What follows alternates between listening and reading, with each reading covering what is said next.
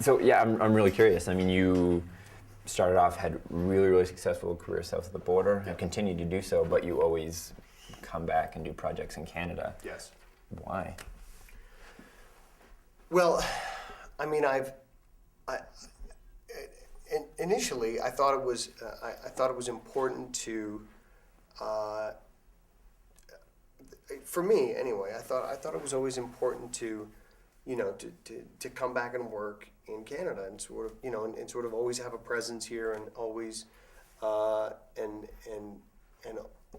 always sort of be a part of the industry that gave me my start. I started, obviously I started my career here in Canada and through through the 70s and through the mid 80s and all the way up through when I went to theater school in the mid 80s, and then when I graduated from theater school, I had done pretty much everything there was to do in British Columbia at the time. I'm from Vancouver, and there was very little indigenous production in Vancouver at the time. It was a lot of service production back then, and I looked around and I'd done pretty much everything there was to do then, and that's really what motivated my move to Los Angeles at the time, because my options were sort of like go to Toronto or go to Vancouver or go to Los Angeles, and so I chose to go to Los Angeles because I had representation down there already, and it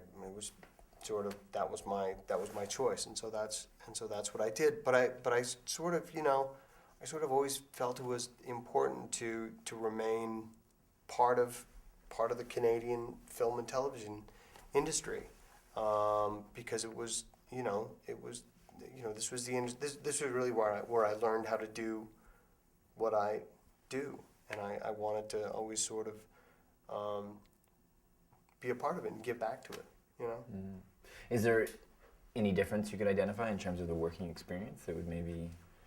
No, not at all. I mean, the filmmaking process is the filmmaking process, and I've made films here in America and in England and in the Czech Republic, and it's always the same. What we do is what we do, and